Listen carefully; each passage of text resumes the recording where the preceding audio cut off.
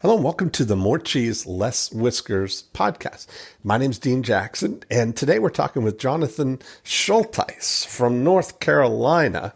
And Jonathon is a financial advisor with a very interesting specialty. They specialize in managing 401k plans for large companies. And we had a really great conversation about the before unit for them. I have 100% confidence that if they get people lined up ready to get some help, that they in the during unit and after unit are 100% ready to help them get a great retention rate. And so we focused our attention on the before unit, how to identify the exact target audience. He's got narrowed it down to 500 people. And we talked about how to get involved in a conversation with them that can lead to the opportunity for him to bring them on board. So Jonathon's a marketing lover and he's got some great ideas, and we had a really great conversation. So I think you're going to enjoy this one, and I'll keep you updated with the reports from the field as he's implementing all these things.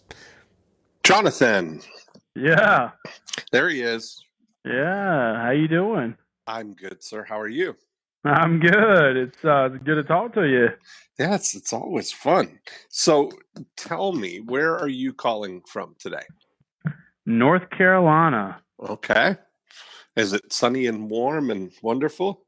Oh man, it's a beautiful day. It's I went out to lunch a minute ago. It was 66 degrees out there. Perfect. Yeah, don't get much better than that. It's a little overcast, but it's great for February, you know? Nice.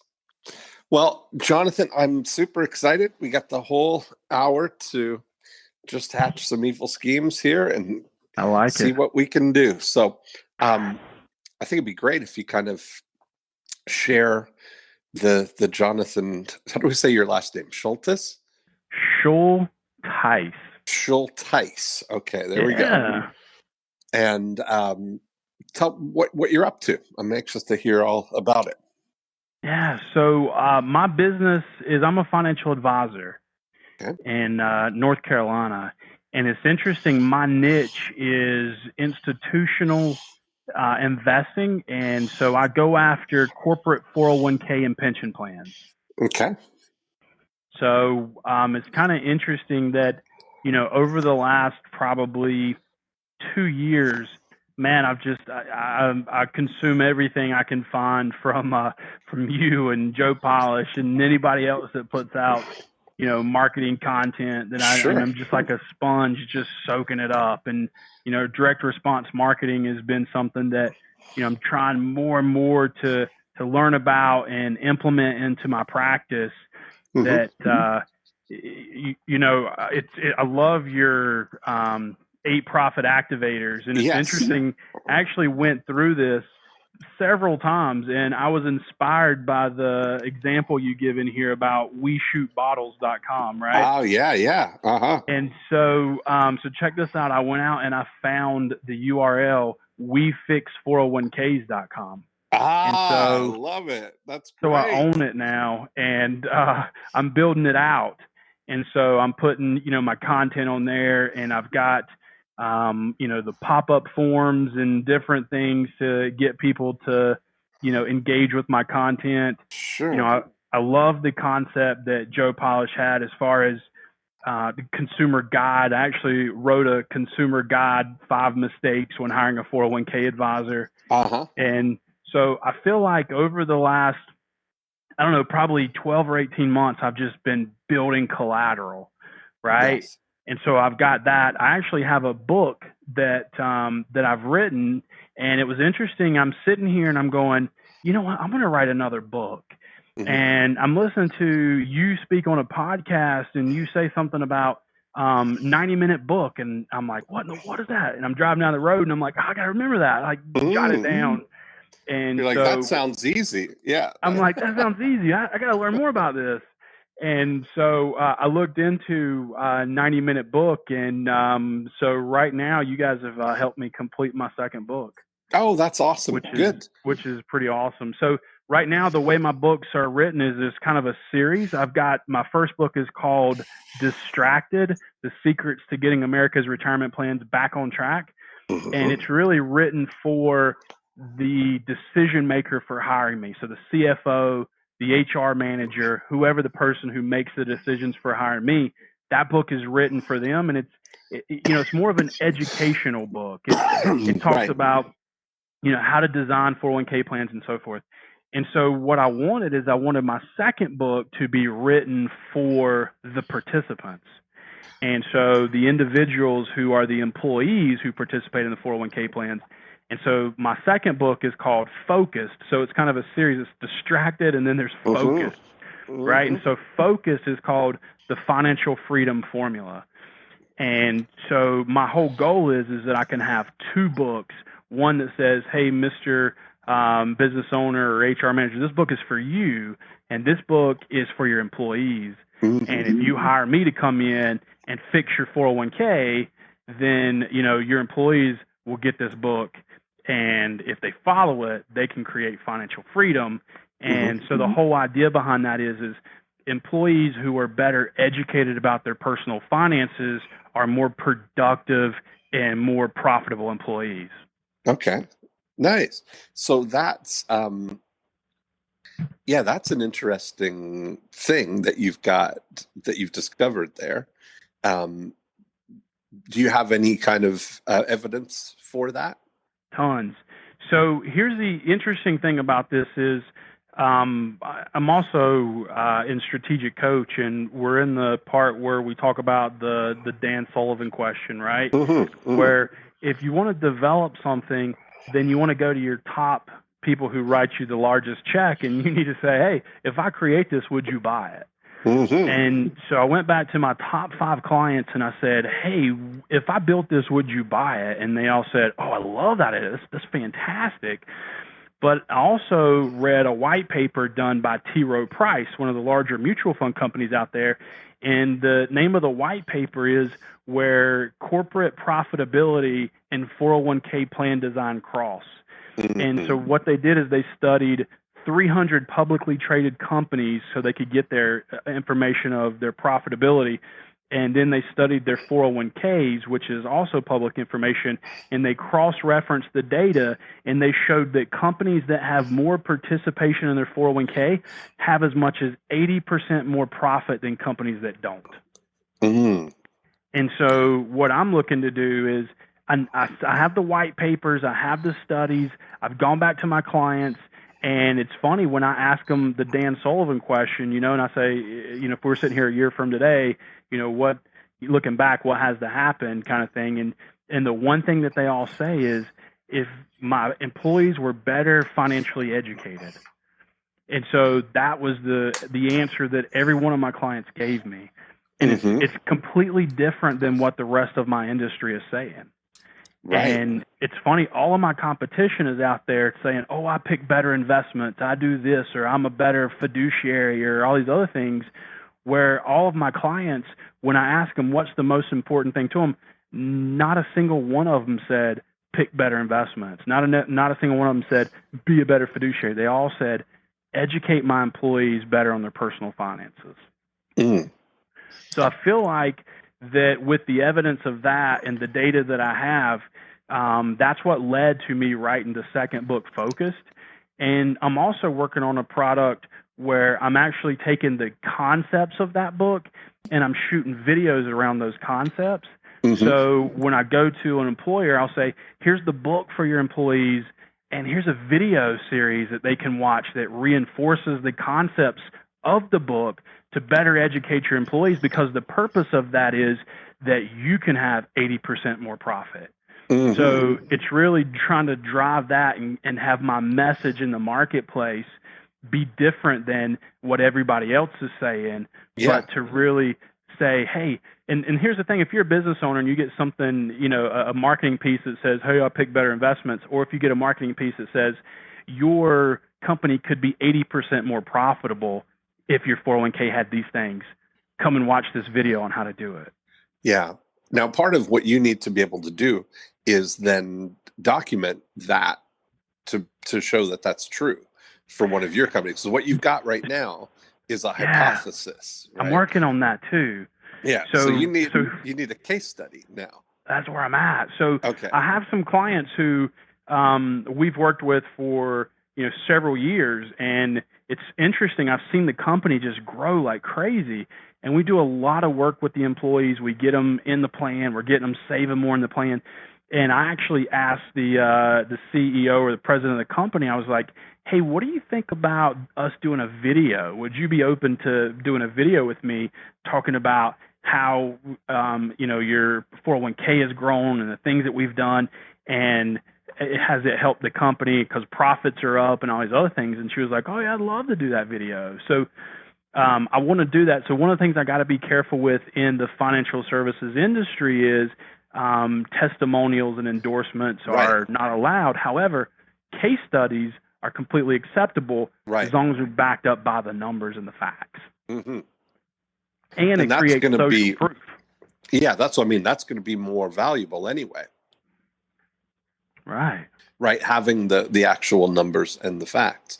Because you can say, putting something in a white paper and say, that they're, third-party facts kind of thing is still theory. Yeah. Especially when it's, all these things are sort of dubious provenance in a way. Mm-hmm. Anyway, when you think that T. Rowe Price is, a company that sells mutual funds that would definitely be in a position to benefit if more people were investing in mutual funds, right? Totally. So you kind of say that that's like a people look at that with a sort of slanted thing, Sure. Mm-hmm. So you've got to be able to kind of call out what the actual facts are, and causation is not, or correlation is not causation in a way, right? Like the white paper even says that, yeah, that you can't say it just so happens that it's one of the things that, because you could argue that more profitable companies have, bigger, which came first, the chicken or the egg? Right, better organization. It's not that because they've got a 401k, they were 80% more profitable. So you got to be really kind of careful in that and figuring out what you can do, and what you can measure, and where the company's real goals are.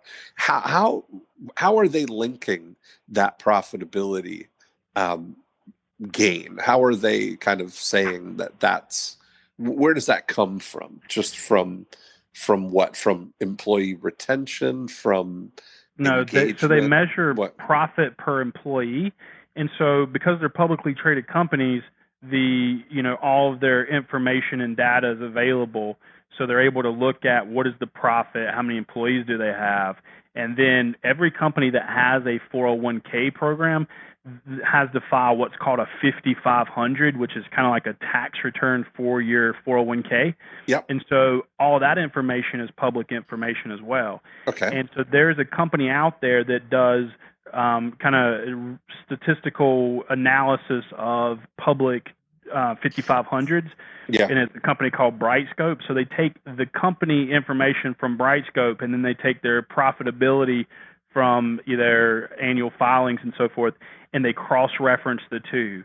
And the biggest thing that they show is in companies that have employees that participate at a higher rate in their 401k plan tend to be more profitable companies. And I want to go even deeper to say, well, obviously there's a lot of research that shows that when you have financial stress, that you are a less productive employee. And so there's a lot of data that represents that. And we know that people who tend to save more into their 401k tend to have less financial stress because the 401k becomes a safety net for them. Yeah. And so there's a lot of holes, and there's a lot of things in that could go along with it, right? That those companies could pay higher wages that give people more room to have investment in a 401k, for instance, right? So there's a Yeah. lot of it brings up as many questions as it answers. Totally. You could sit here and punch holes in it, but the thing that I'm looking at is I'm looking at what's going to grab somebody's attention and drive them to my website. Right. And so, one of the things I did is I kind of laid out a whole marketing process, and this is totally theory because I haven't started it yet. But right. So my thought process is like I said, there's public information of companies 5500s, right? Yeah. And so I can go on and I subscribe to a service that will give me a list of any kind of criteria I put in, right? So what I look for is there again using another strategic coach model called largest check. I go in and go, okay, what's my largest check and how do I go after my next largest check? And so I've identified 500 opportunities within a 100-mile radius of my office of companies that hit my target revenue, which is $35,000 a year in revenue. 35. So 35,000. Well, the assets would be somewhere between probably 15 you're to saying 30 for million. you, which would mean 35,000 target revenue, which means revenue that I would receive would be about 30 to 35,000. Yeah. So that in dollars of revenue to me. Right. Gotcha.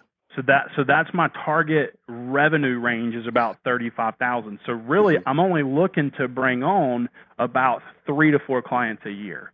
Okay. So it's more of a not as a high volume. It's more of a low volume, big ticket type item. Okay. And here's the other thing too. When we talk about your profit activators, as far as if we look at, my thing is during the sale and after the sale, I mean, I totally crush it. My client retention rate's probably 99%. Right. So I don't lose clients, and I'm fantastic when I get in front of them. I'm just looking for how do I get in front of more? And because my lifetime value of a client to me, a $35,000 client, if I keep them for 5 years, I keep them longer than that. But if we were just looking over a 5-year period, that's a pretty good revenue number of that, right? Right, because you're getting 35,000 per year for it. Every single year, so it's a recurring revenue.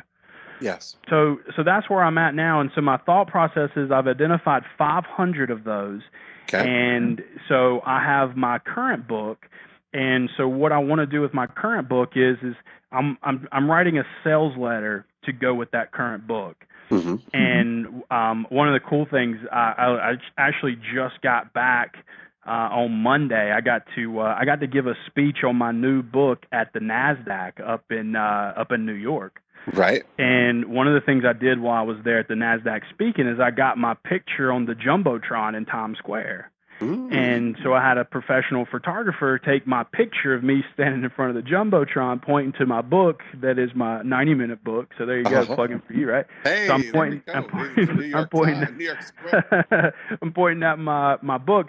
So I'm going to take that picture, and part of that will come in some of my sales stuff as I send it out to people, the letter with some of those pictures on it that'll go out to some of the 500 that'll basically kind of have that headline that says, could your company be 80% more profitable just by making some small changes to your 401k kind of thing, which is basically an attention grabber that says, if you want to learn more on how we do it, come to We Fix 401ks and watch this no obligation video or whatever else, right? Right. So my whole thought process is how do I take these people? Obviously, I don't have emails. I have phone numbers, but I can only call so many of them, in a day. But I want to be able to, like you guys say, can and clone myself in a way that if I send out to the 500, let's say I send out 20 of them a week, right? And then those 20, I'm trying to really drive them to my website. So you get a nice package in the mail. It's a big padded envelope. And inside the padded envelope, you open it up. There's a copy of my book, Distracted. And then there's a sales letter that says your company could be 80% more profitable, blah, blah, blah, blah. Come find out how. And then kind of have a little PS on there. I've enclosed a book that can help you start to, create more profit in your 401k or whatever. So they've got the book, which we know, this. People don't throw books away, right? Right, exactly. That's the whole point. you get a book from somebody and they're probably not going to read it. It's probably going to sit on their bookshelf or on their desk. But the fact is my picture's on the back of that book, right? So, Yes. my picture's sitting on my prospect's desk. And then the goal is for me to follow up with maybe even another postcard or a series of postcards, continuing to try to drive them to my website to watch my video. Yes. And then in my video, I've got to create my unique selling proposition that basically says, hey, here's some more information about how we think your company could be more profitable by making these changes. And we go a little bit deeper into, the case study. And then what my goal would be is to say, hey, download that case study or download my consumer guide or kind of similar to your scorecard. Right. Is we have a quiz, right? So is your 401k broken? Take the quiz. And you can take the quiz and it asks you 5 questions. And based on those 5 questions, it tells you, is your 401k broken or not? And so I've got quizzes I built on my website. I've got, the consumer guide that's available for download on my website. There's, I'm going to put the white paper from T. Rowe Price on my website. So all of these things are designed to get those people to come to my website, watch a video, and engage with my content and download something. Right. Now, there's a couple of things to unpack here because you've got, and you've done the work now ahead of time to identify 500 visible prospects. We talk often about the difference between visible and invisible prospects. And you're in a good situation in that you can point to who those prospects are. Now, what kind of company profile gets you to the $35,000 revenue for you? What size of a company is that? How many employees? What kind of revenue are they doing? Probably 250 plus employees. Okay. I don't know as far as revenue. I would assume, if you got 250 employees, you had a pretty decent amount of revenue. But here's the thing, though. Sometimes you can have it's going to be based on the size of the retirement plan, and retirement plans a lot of times are based on average account balance. So if you have a plan that has great participation and you got $100,000 average account balance, then you're going to have less employees. But if you got a company that has less participation, you're going to have a smaller account balance. So the same plan that generates that kind of revenue may be a 800 employee company that has very little participation. I got you. So it's not about the number of companies or participants. It's the value.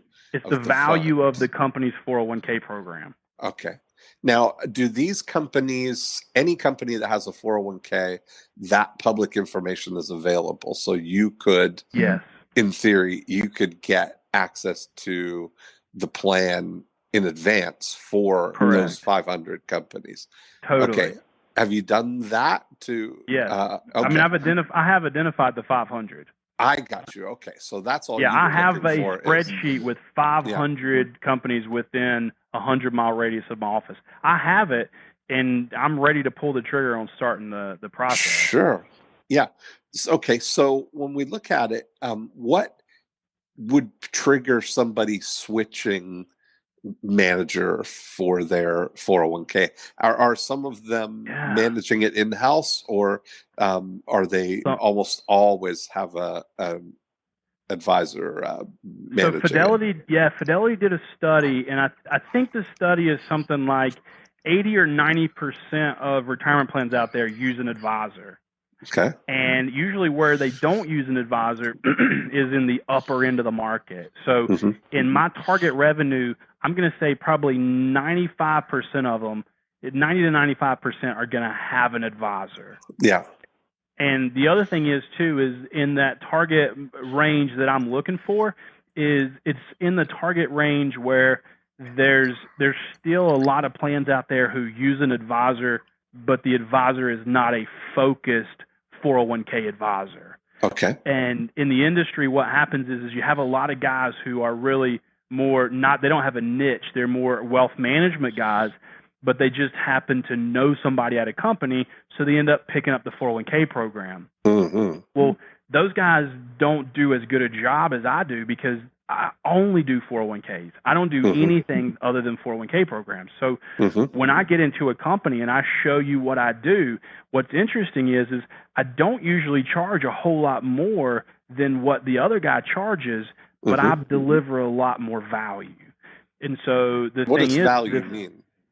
So value is the fact that, we can be a fiduciary. And fiduciary means we can be the named investment fiduciary on the plan. So I can take the fiduciary responsibility of picking investments off of the company's shoulders, and we can be that.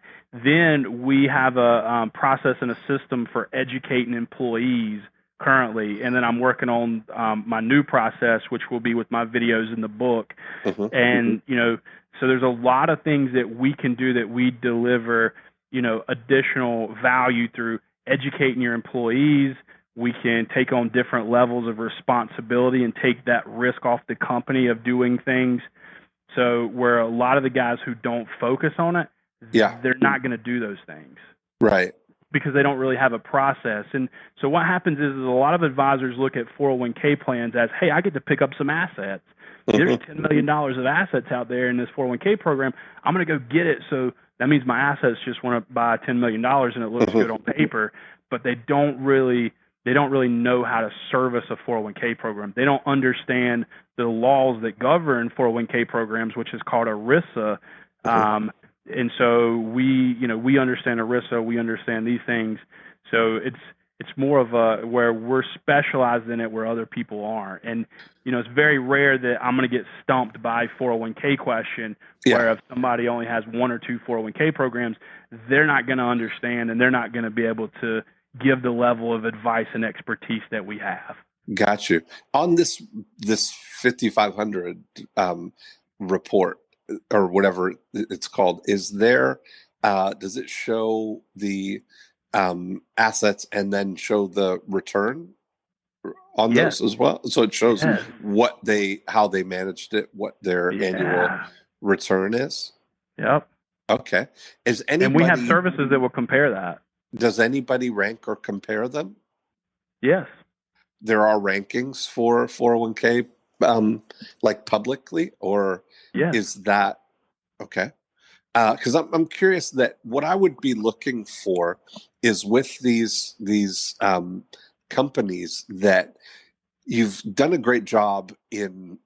You've got your value proposition kind of dialed in. Your during unit, like you said, is strong. You've been doing this. You specialize in it. I've got no doubt that if somebody with a 401k with the right amount of revenue came to you or assets and said, we want you to help us, that you'd be able to help them. So we're kind of dialed in on the before unit here. And in Profit Activator 1, you've got your ideal target audience. You found those 500 people. So Profit Activator 2 is really about how do we get those people, even though they're visible prospects, how do we get the interested ones? How do we get the ones who want to start a dialogue? How can we start this conversation with them? And so my first approach is always to look for what are they looking for right now, information wise, not that they're evaluating to make a decision, that they are entering the process. What triggers somebody either seeking an advisor for the first time or switching advisors? That's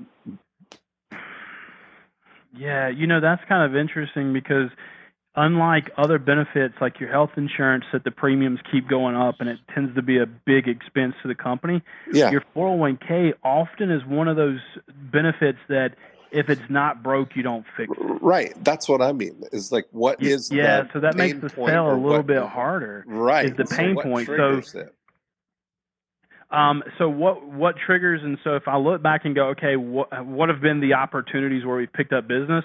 Is when somebody has realized that their advisor doesn't know what he's doing, or Right. he's given bad advice and it's caused them to have to make a correction on their 401k program. Or so there are pain points because it is governed by ERISA, and if you don't do things right, then there's corrections that you have to do. And so a lot of times if you were to think about those 500, sorry for interrupting you, but if you were to hear those 500, if we were to look at the number one performing 401k and the number 500 performing 401k, that's all knowable, right?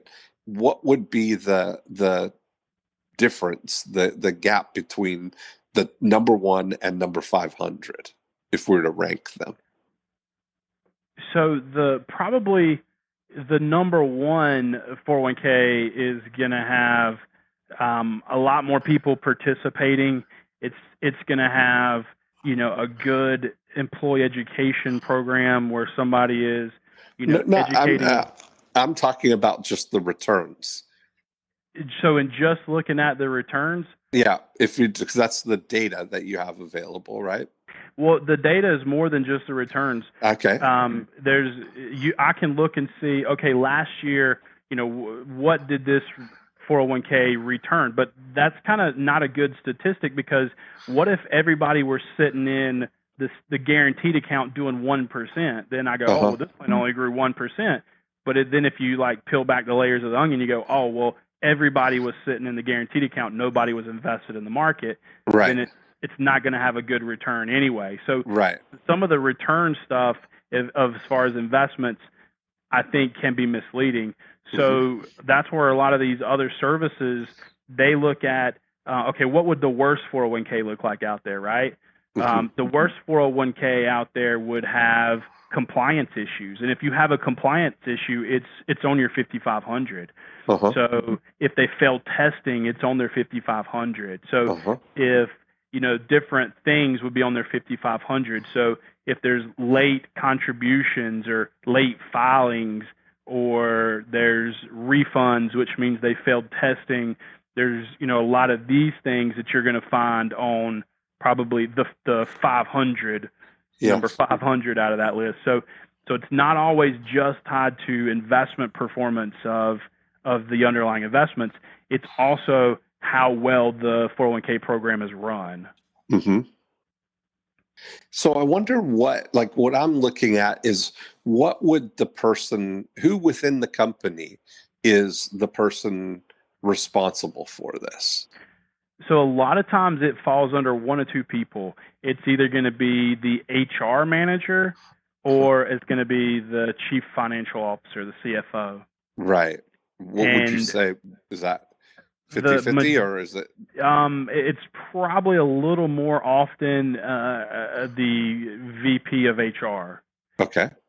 So the interesting thing will be is, so for instance, when I'm doing my searches of 5,500s, the name that's on the 5,500 is going to be the name of the person who signs it, right? So, but the person that signs it may not always be the day-to-day person, but they are the ultimate decision maker. Right. And so a lot of times, if I say ultimate decision maker, that's probably more often the CFO.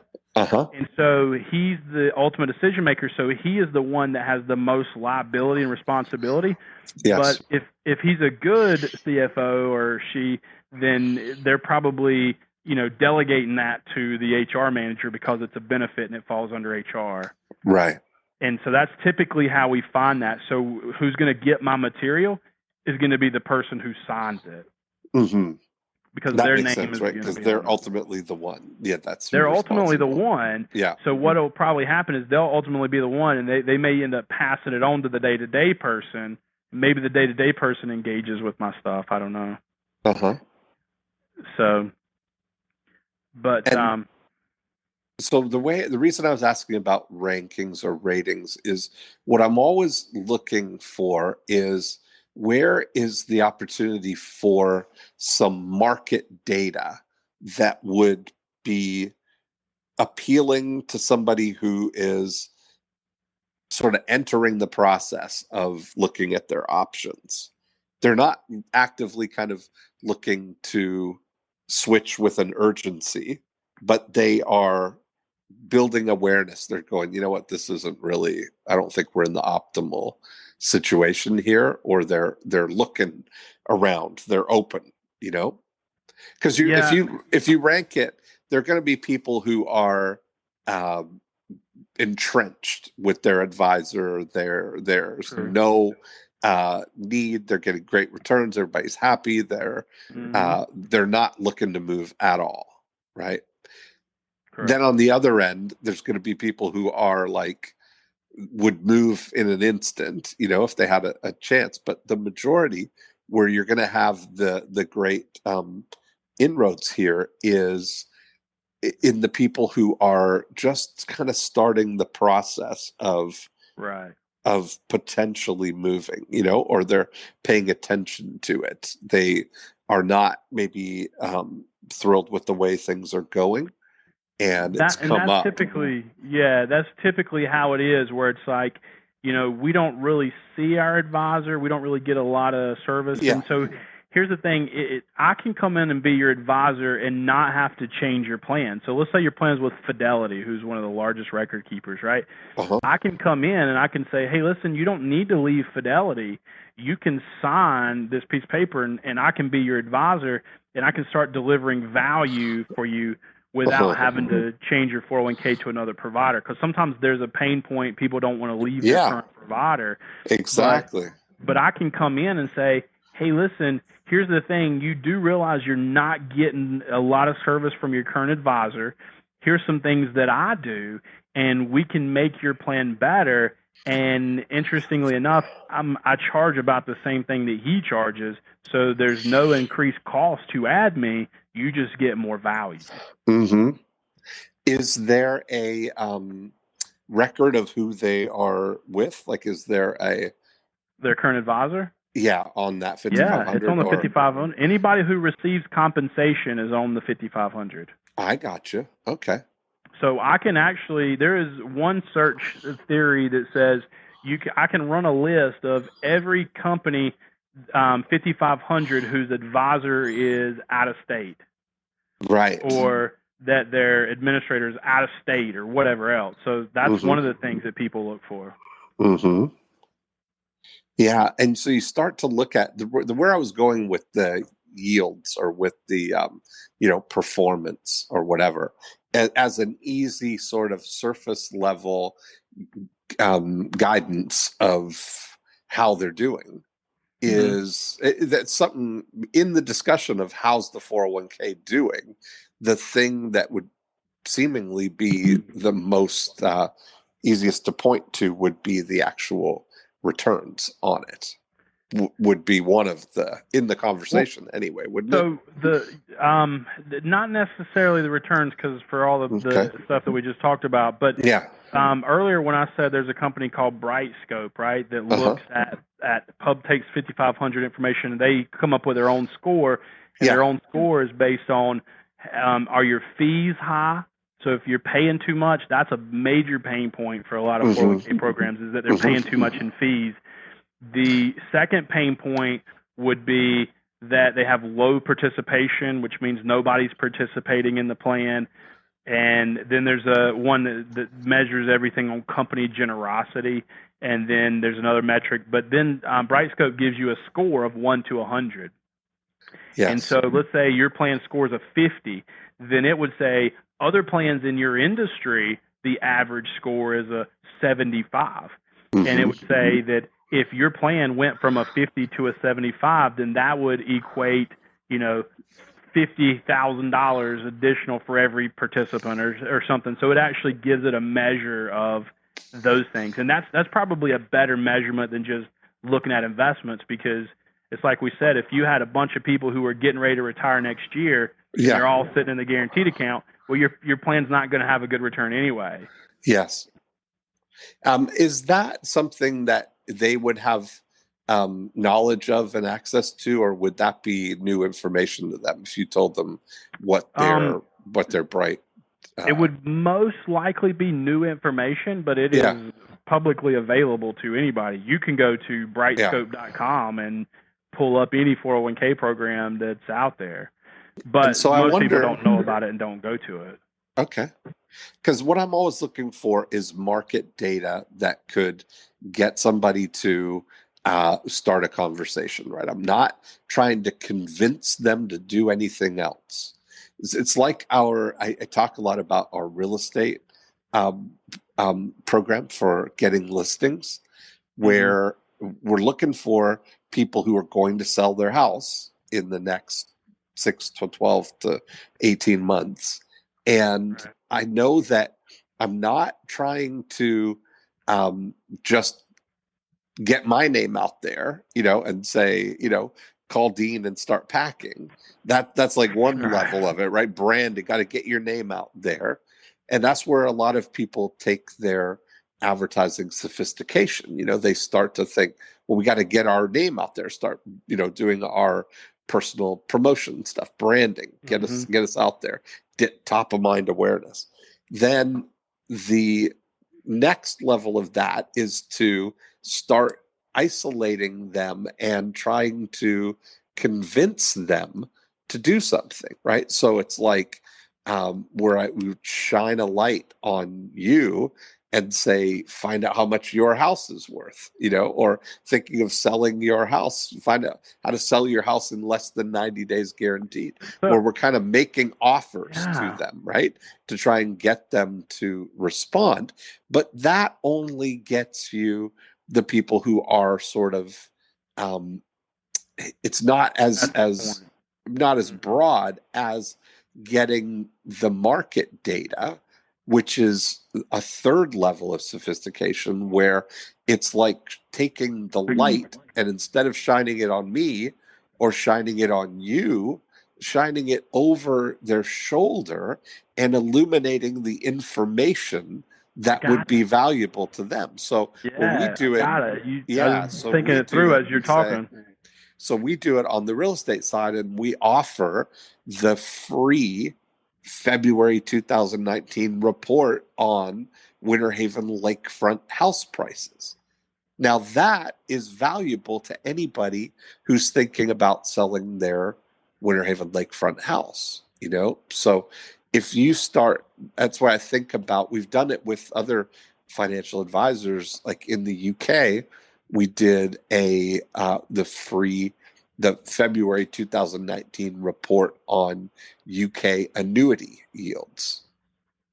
And that sounds like market data, right? So that's where I was going. If I were thinking about saying to somebody, offering the February or first quarter, or 2018 report on whatever North Carolina 401k yields. Here's the thing. So what if I were to take this, where I talk about the white paper and I talk about how they measure the BrightScope score against public data on the plan, and so then what my call to action is come and get this free BrightScope report on your plan and see how you stack up to the T. Rowe Price white paper. And I like that as a next step, right? See, what I would love to see is that if this would work to, because at some level,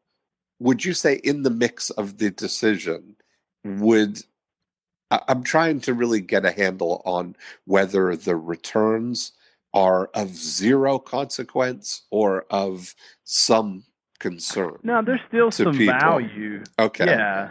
And they would come up in the conversation of the CEO asking, how's our 401k doing? Would the first, would the first few words out of their mouth be about, well, we've got, this much participation and this much conversation with our advisor and this, or would they say, we did okay, we did 18% last year, or would that be in the conversation, It's probably not information that they would have right away. They could probably get it from their record keeper, but they'd have to do a lot of digging. So it's not like that's a statistic that anybody who manages a 401k could rattle off and go, hey, our plan did 19% last year. They wouldn't, huh? That's surprising. Yeah. Now you might know what your individual account did, Uh-huh. but you wouldn't know what the total overall plan did, because a lot of record keepers, they don't report that like right away. Now sometimes they'll give you an annual report and it'll be deep in the annual report and you can dig through and find it, but it's not usually information that's right off the top. Yeah. So, but if you bring it up to somebody, it is always of interest to them. Uh-huh. But it's almost like how we punched holes in the first thing. It would be easy for an experienced advisor to punch holes and going, yeah, but look, because here's the thing. The company does not invest the 401k. The participants invest their own accounts. Okay, got it. Now I understand. Okay, so I've never had a job, so I don't know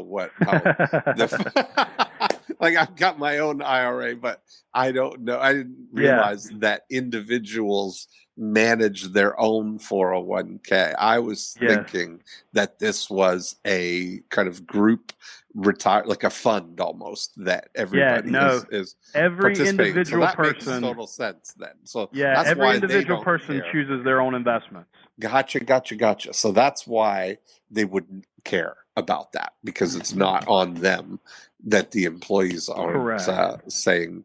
So it's not every company's running its own hedge fund kind of thing. Correct. And where you could have a competitive advantage by, enticing people to come work for you with a fund that does. Because our fund does. Return. Yeah. Right, exactly. You know what I mean? Right. Okay, so that makes a lot of sense then. That's why that's not. I probably should explain that more. No, totally. So now I get why they're not as concerned about individual returns, and what would be the top metrics that they would be looking at to say whether it's doing well. Probably one of the major pain points today would be that you're paying too much for your 401k. Okay. That's probably the largest pain point right now, considering that there's been a lot of lawsuits about fees. So, and those fees are all available on the 5,500. Correct. So maybe would that be interesting? Is that very interesting report on 401k management fees? The survey of, now we're on to something. That's where I'm going now, is that this would be valuable information. The, report on 401k management fees. If somebody thinks that they're paying too much in fees for not enough value kind of thing, that's a person you want to talk to, right? Yeah, absolutely. Okay, so now we're getting somewhere. So and that's where I come in and I say, for the same fee, if I can deliver all this additional value for the same fee, then that's where I get most of my business. Gotcha. Okay, so how could you, with this data, create a data report that is that's valuable for them? So I have a service that I subscribe to that is a benchmarking service. Perfect. So I can actually take your information that is not, I can't get the public information, but if you give me the actual information, then I can go out and benchmark your plan in the marketplace. Right. And I can tell you exactly where your fees compare. Now, here's the other thing, too. Part of the Brightscope report will tell you if your fees are high compared to the average. Yes. So then that's a simple thing, and it takes no work on my part. The other one, it actually takes some work on my part. Right. That's okay. That the work on your part, we want that to be the second step. Like, so that's no different than what we do with the real estate side. If we say, I'm offering the January or February report on Winter Haven lakefront house prices, what I'm going to send to people is all of the data of all of the lakefront homes that were for sale and sold in the last 12 months. Yeah. And then I know that information is not going to be enough for them, because it's just showing what all the lakefront houses are. And they're going to want to know, well, what is my house worth? Yes. So that gives me the entree to open up the conversation by offering them a pinpoint price analysis where we can show you exactly what your house would sell for compared to the other homes that are on the market right now. Right. And that's where I'm hoping is that you go with that. That's the idea that I was looking to kind of parallel for you, that if you offered this report on 401k management fees or to give market data to people so they know, especially if they have an inkling that they're paying too much or they're curious that they're paying too much. What do you think about this? Make sure they're paying the right amount. There's a book that we subscribe to. It's called the 401k Book of Averages, right? Yeah. So it's just a book of average fees. And what if the first step was get this, what does the average $20 million plan pay for fees? Yes. Get this free report that gives you the averages, right? Right. And so if you set it for North Carolina or that, well, it wouldn't really be, it would just be averages across the nation, but it would be the average. And once I whet your appetite with the average, I go, hey, if you would like to benchmark your actual plan against the marketplace, then go to this step.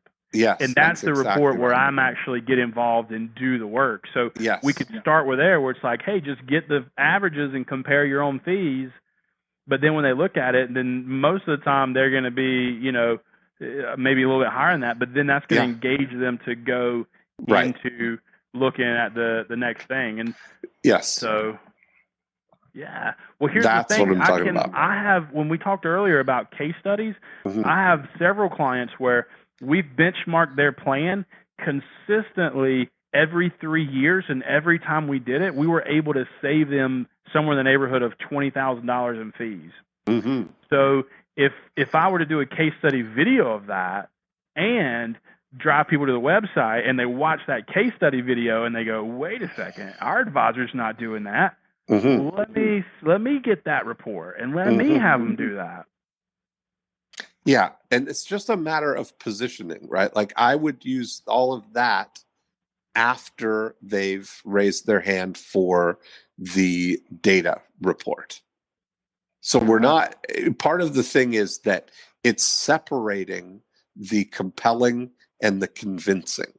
And so that kind of stuff where you're trying to win them over to a new thought, that's what the convincing is, right? Like and there's a place for it, but it's in Profit Activator 3, not in Profit Activator 2. Profit Activator 2, we want to compel them to raise their hand with an intention of something, right? So it's like on the real estate side, I'm not convincing them to list their house with me in the postcard or in the initial things that I'm sending them. What I'm trying to do is just get people who are thinking about putting their house on the market or making a move. I'm just trying to get them to raise their hand. Like lakefront homeowners, and this whole thing is very, very parallel to what we're talking about here, because lakefront homeowners in Winter Haven, there are 2,100 of them, just like you've identified 500 visible prospects for your thing.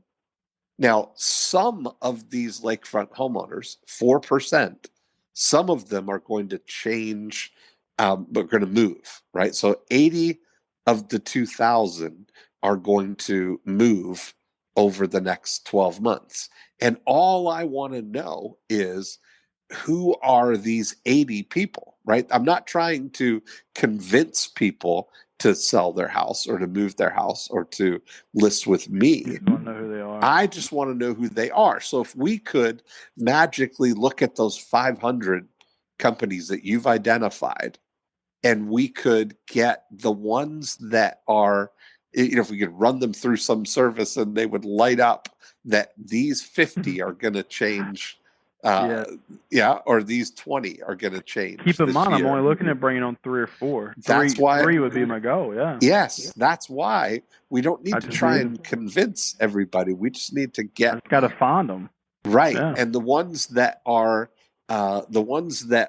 open to change are the ones that are kind of paying attention, right? Like if you think about it, that kind of data, if that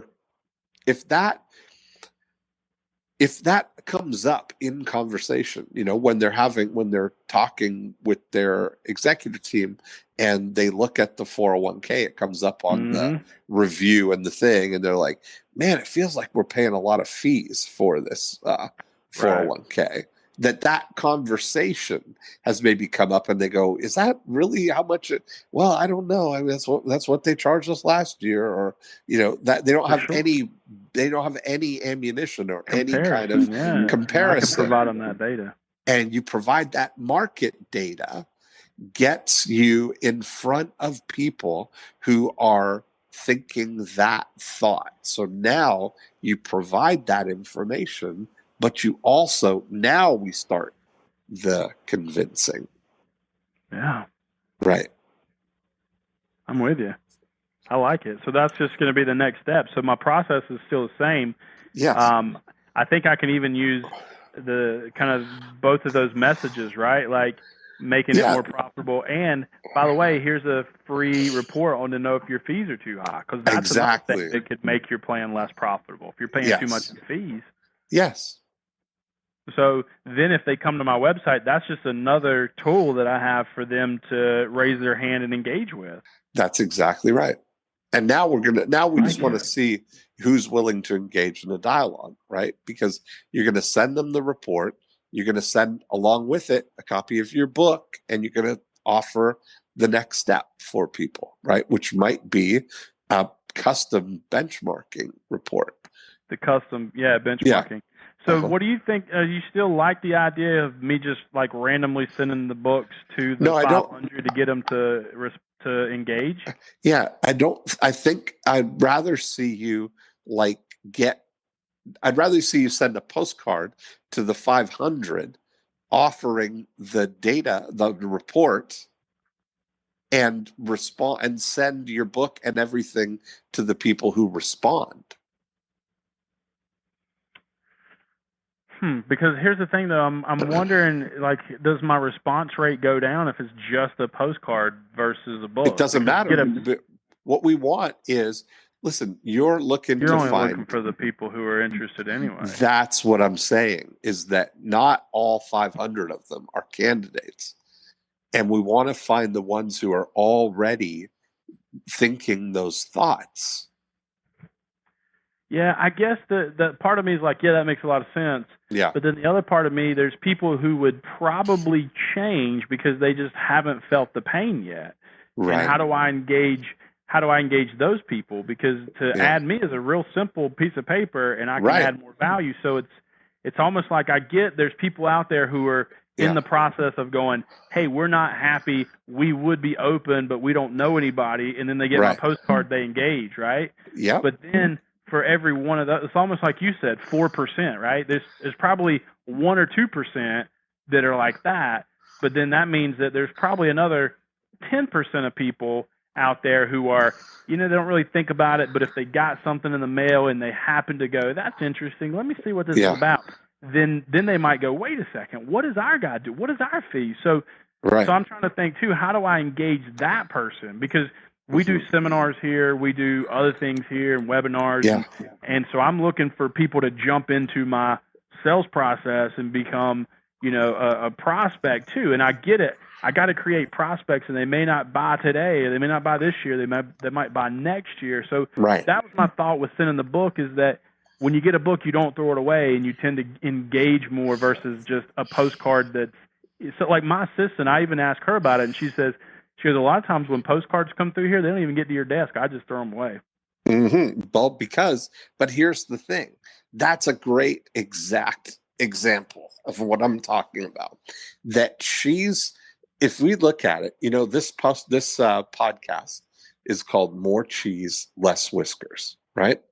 And the reason it's called that is because I've read about these studies about why they use mice in all these psychological studies, motivational studies and stuff. And it's because they react very similarly to humans, right? Our reaction and motivation stuff is there. They say like our brain, we basically have a mouse brain then layered on top with all this intelligence on top of it, right? But Sure. fundamentally, the thing that drives everything is that mouse brain. We're still driven by fear and pleasure, right? Pain and pleasure, Right. motivation. And I started thinking about how, the mice have a very simple life. The prime directives of a mouse are to get cheese and avoid cats. That's the Right. whole thing, right? If you're a mouse, that's your game. Now, you don't have to convince a mouse to try some cheese. It's built in, right? We're seeking it all the time. They're seeking the cheese and they will go right to it. But as soon as they sense any whiskers or anything that could be a cat, they run away, right? Because we are genetically wired to survive.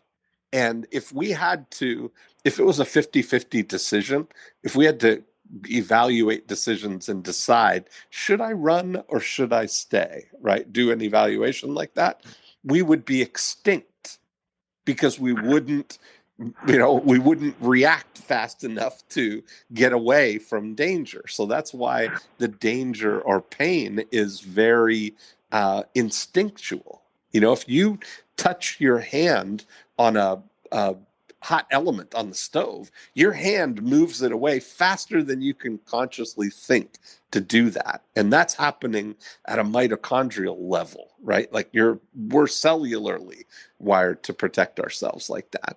Now, when you take your business environment like this and you take everybody wired like this, your receptionist who's looking at the postcards, looking at the mail, she's taking it on herself to protect you from cats.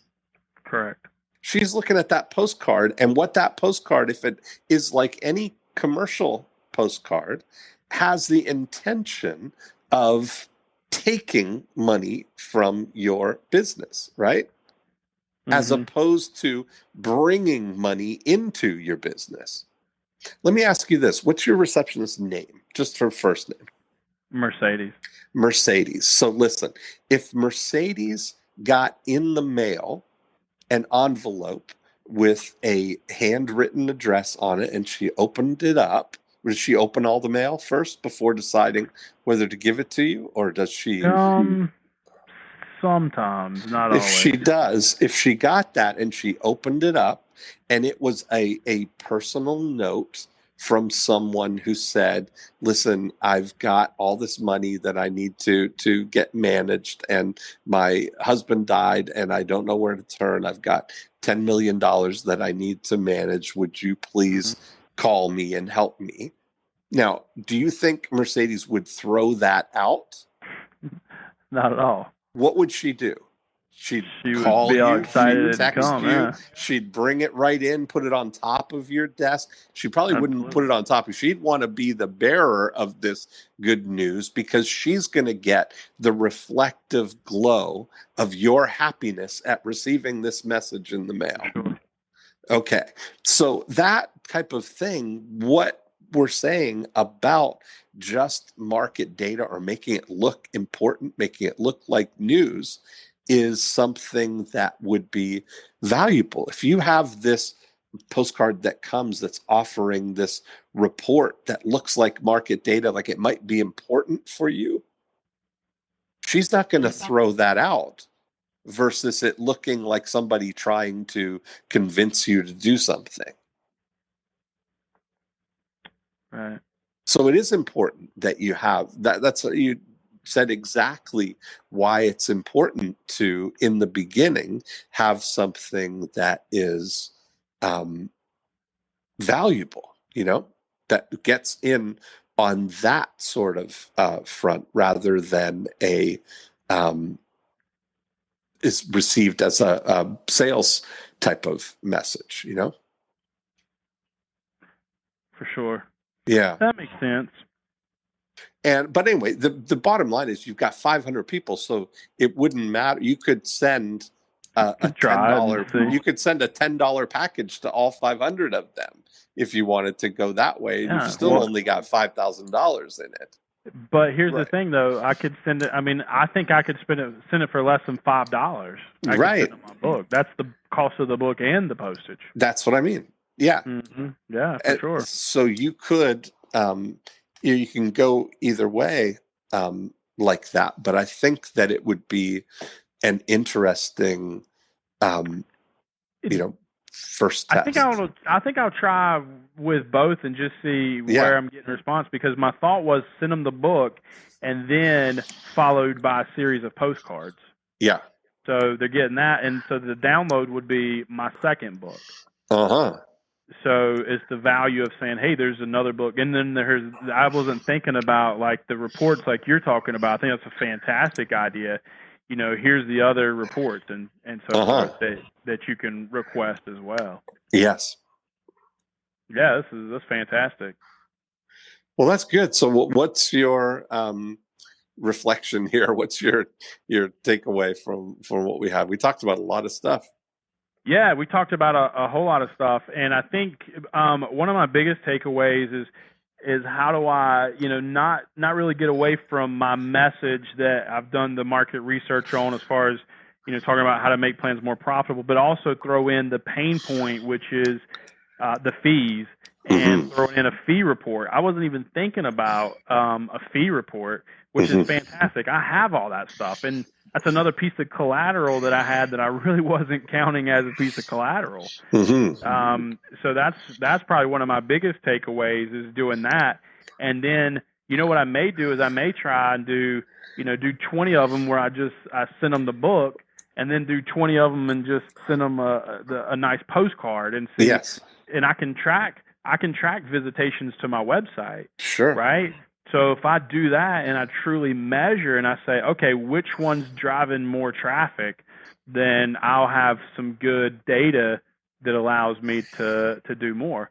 And here's the thing. I have these 500. They're going to continue to stay in the process where I continue dripping on them, right? Of course. Those are the 500. I did it once and it's gone.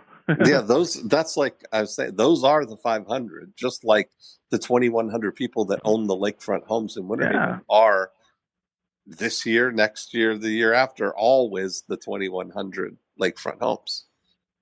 Yeah, totally. So it's just, how do I continue to try and perfect these things?